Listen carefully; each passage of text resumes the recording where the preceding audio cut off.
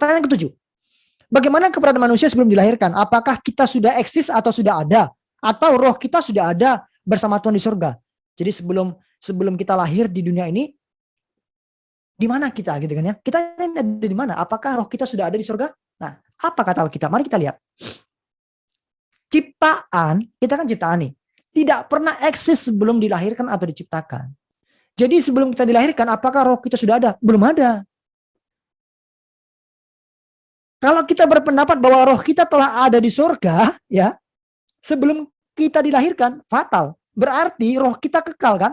Berarti kita maksud saya, kita adalah roh yang kekal dan menjelma menjadi manusia kan? Kapan menjelma menjadi manusia? Ketika dilahirkan. Wah, ini kan fatal, salah kan? Dengan kata lain kita sama dong seperti Yesus, ya kan? Yang dari surga menjelma menjadi manusia.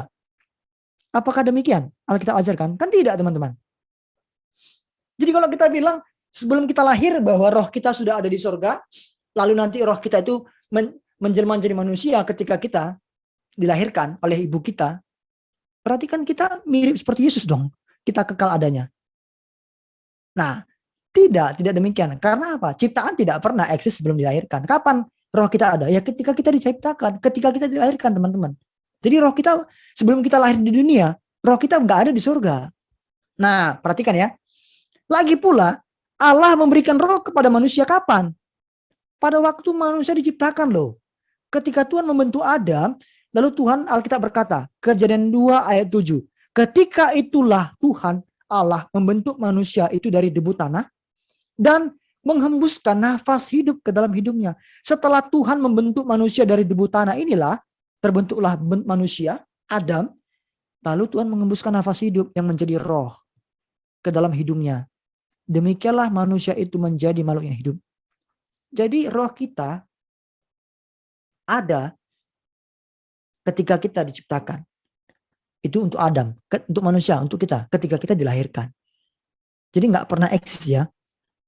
Roh kita tidak pernah eksis di surga sebelum kita lahir. Nah, roh dan jiwa kita ada pada waktu kita dilahirkan. Ini teman-teman ya. Roh dan jiwa kita ada ketika kita dilahirkan. Jadi tidak eksis, tidak bersifat kekal. Tuhan Yesus juga menegaskan bahwa tidak ada seorang pun yang telah naik ke surga selain daripada Dia.